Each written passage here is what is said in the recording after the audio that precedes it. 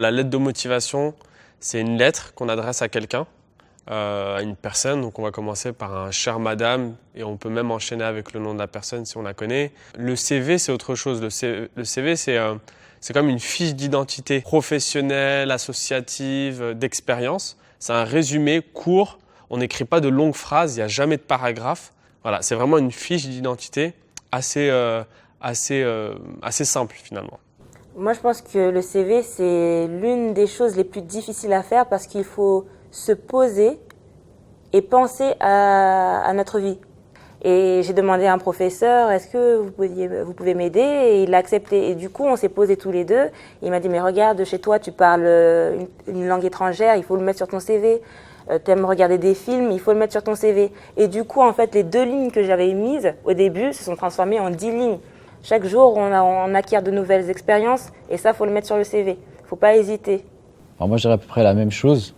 Le CV, la lettre de motivation, en tout cas, c'est une démarche qui est continuelle. Voilà, c'est quelque chose qu'on effectue d'année en année, qu'on met toujours à jour pour différents stages, pour l'alternance. Toujours noter ses expériences, toujours noter ses points positifs, ce que ça nous a apporté.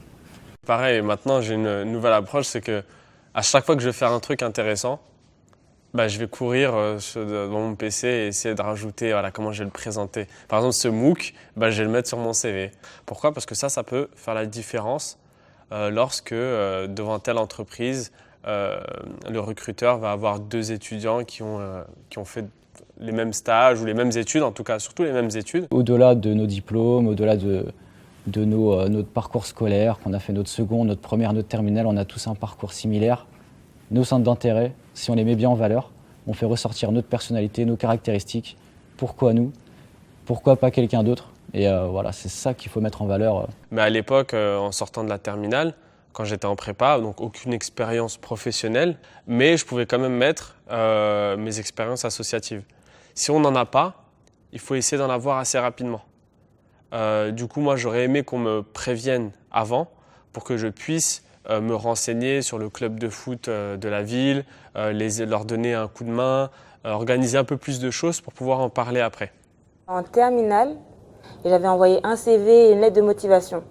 Et donc dans mon CV, j'avais mis mes stages de 3e et puis ce que je faisais en dehors des cours. Donc j'ai parlé des films de Pedro Almodovar. Je me suis retrouvée face à une directrice des ressources humaines qui était fan aussi des films de Pedro Almodovar.